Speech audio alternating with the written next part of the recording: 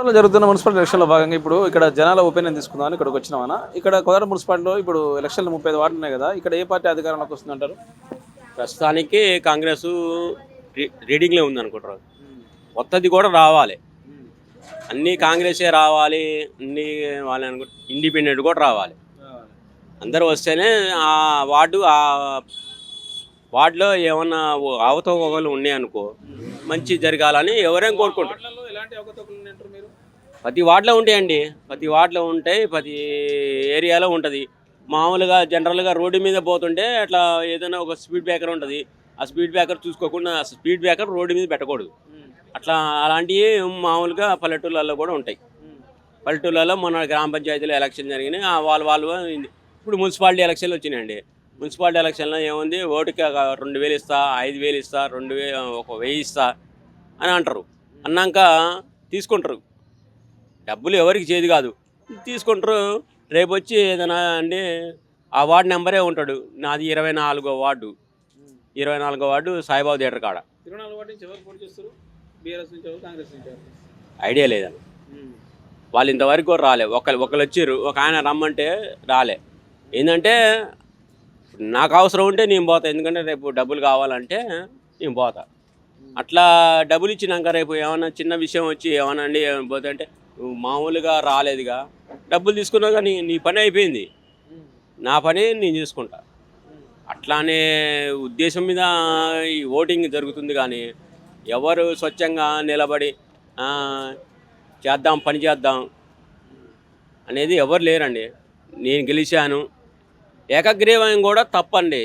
ఏకగ్రీవం అనేది అంటే ఆ వార్డు కొన్ని మంది ఉంటారు, పేదవాళ్ళు ఉంటారు, పేదవాళ్ళు 4 పైసలు వస్తాయి అనేది ఉంటుంది. ఇప్పుడు ఎమ్మెల్యే సినిమాల బాబు గారు ఉన్నారు, వాళ్ళు ఏకగ్రీవం అన్నారు. ఆ ఏకగ్రీవం కూడా కొంతమంది తిరస్కరిస్తారు. ఎందుకంటే ఏకగ్రీవం అంటే ఎవరికి మామూలుగా ఉన్న వాళ్ళకి డబ్బులు రావు, ఒకరికి డబ్బులకి కావాలనే ఓటు వేసేవాళ్ళు వచ్చాడు మంది నుండి.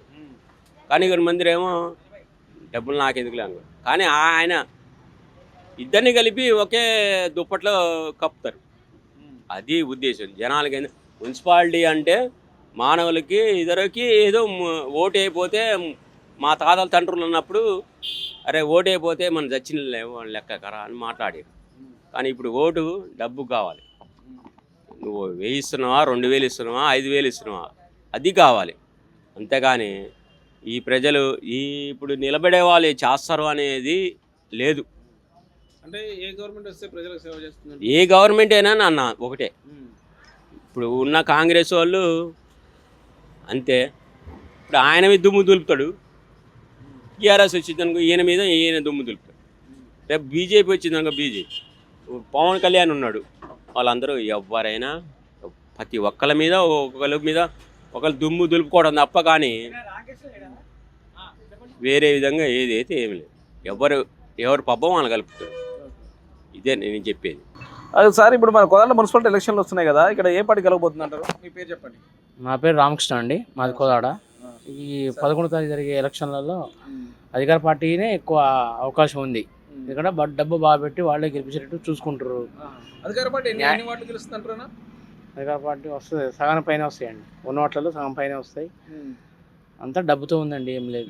ఎవడు చేసేవాడు లేడు, ఎవడు చెందేవాడు లేడు, ఎవరికి వాడే డబ్బు తప్ప ఏది లేదు. అభివృద్ధి ఏముందండి, ఎవడు పట్టించుకోవట్లేదు. ఈ షాపులన్నీ మూసేసినా కానీ అంత కమిషన్ల ద్వారా పోయి చేస్తున్నాం. మున్సిపాలిటీ పట్టించుకోవడం, పోలీస్ స్టేషన్ కూడా అంత లేదండి. ఏమి మున్సిపాలిటీ కంప్లైంట్ ఇచ్చి వచ్చినా కానీ ఎవడేం పట్టించుకోవట్లేదు. స్టేషన్లో కూడా పనులు కావట్లేదు. మనం చెప్పి కంప్లైంట్ ఇచ్చి వచ్చినా కూడా ఇంతవరకు రెస్పాన్స్ లేదు. ఏంటంటే ఎలక్షన్లు అప్పుడు వస్తారు, కనబడతారు, ఇంకంతే తప్ప ఎన్నికలు అయిపోయాక ఎవడు రాడు, ఎవడు పట్టించుకోడు. మన బాధ మనం పడవలసిందే, అంతే.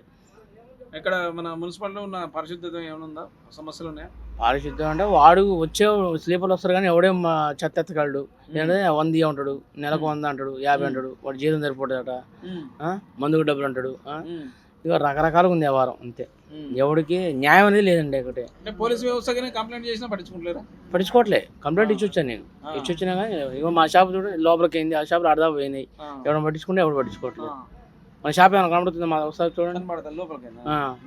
3 నెలలు తిరిగిన పోలీస్ స్టేషన్ చుట్టూ, మున్సిపాలిటీకి వెళ్ళి వాళ్ళు పట్టించుకొని వీళ్ళు పట్టించుకోలేదు. ఇక నా మంచి మీద షాప్ నడుస్తుంది తప్ప ఎవడో పట్టించుకోవట్లేదు, ఎవడు లేడు. ఏదో ఎన్నికలప్పుడు ఏదో నామ మాత్రమే నడుస్తుంది తప్ప ఏం లేదండి. అభివృద్ధి లేదు, చెప్పినా వినేవాడు లేడు, చేసేవాడు లేడు. ఇక్కడ పట్టించుకునే నాదుడే లేదంట. అది పట్టించుకోవాలి. అంటే ఎమ్మెల్యే గారు అందుబాటులో ఉన్నారా మీకు? ఇక ఈ చిన్న చిన్న విషయాలు ఆడదానికి ఏం పోతాం, మన చేతనే మనం చేసాము, వాళ్ళేం పట్టించుకోవట్లేదు. మనకంతా మన పిల్లల వ్యాపారం అనేది ఇది చూసుకోవడం సరిపోద్ది మనకి, అట్లా అది పరిస్థితి. అంటే ఏ ఎమ్మెల్యే ఉన్నప్పుడు మీకు అందుబాటులో ఉండేది పని ఏమన్నా కదా అట్లా?